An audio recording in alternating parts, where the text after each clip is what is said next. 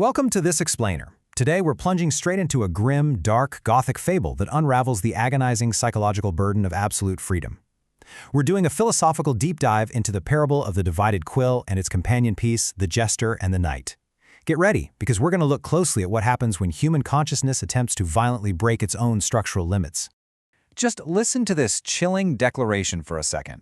It immediately sets the stage for our descent. We are stepping into a world where static morality and unhinged rebellion are on a direct, catastrophic collision course. It's a warning, really. Exposing the truth comes with a terrifying cost. But to understand the mirror we must face, we have to go back to the very beginning. Section 1. The Scribe's Iron Cell. Okay, so we begin in a time before text was hardened by the king's law, inside a limestone chamber measuring exactly 6 paces by 4. A lone scribe sits there, staring at a pristine sheet of linen rag. To establish his own existence, he dips his steel quill into the inkwell and firmly declares 2 words: I am. It's the ultimate act of creation, the positing of the self. But this simple fictine assertion triggers a massive, inescapable consequence. See, by asserting his identity, the scribe instantly and inadvertently brings forth the desk, the heavy stone walls, and his own confining cell. He creates the fictitious not I, which is the external world. In his desperate attempt to declare his absolute freedom, the scribe actually generates the very boundaries that limit him. His declaration of life literally birthed his own prison. Section 2. The Knight's Static Morality. Now, alongside this cell emerges a massive, looming shadow.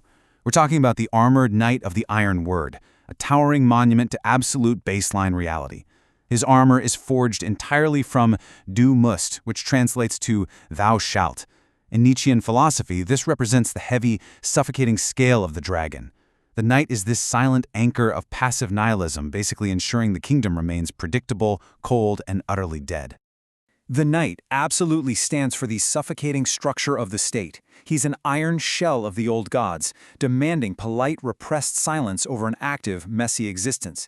By valuing absolute order above all else, he effectively freezes the world in a state of static morality. Under his watch, nothing new can ever truly be written. Section 3. The Jester's Radical Honesty. But, the human spirit can't remain trapped forever.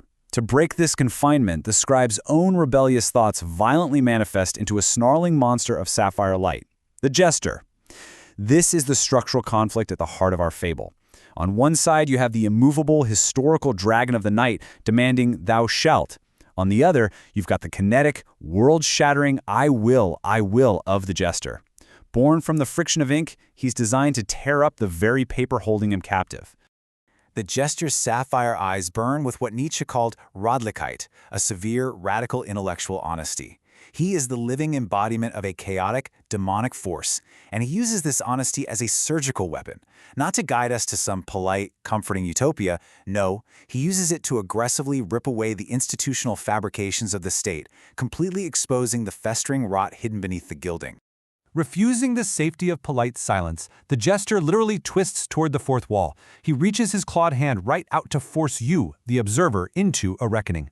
He challenges the very grammar of the Empire's self-belief, mocking the pathetic ways we tend to hide our fears behind claims of objective truth. Section 4. The Cosmic Fichtean Collision. Seeking a complete escape from his mechanical confines, this truth-telling monster climbs to the highest peak of the cathedral, the holy meeting place where the lines of the kingdom converge. Here, the localized jester meets his ancient predecessor. This historical jester has broken through the barrier of time itself, holding the ink blot of high time, a wet, chaotic drop of raw, unshaped potentiality. And right as their clawed fingers touch, boom! A cosmic Fichtean collision occurs. The localized rebel, the not I, slams directly into the primordial creator, the absolute I. The definitive ink lines of the world dissolve instantly. Absolute order completely collapses, throwing the entire narrative into a dark, fractured purgatory. It washes away the old scripts, proving that reality isn't carved in stone. It's just a temporary hallucination written on a fragile canvas. Section 5. The Jester's Psychological Trap.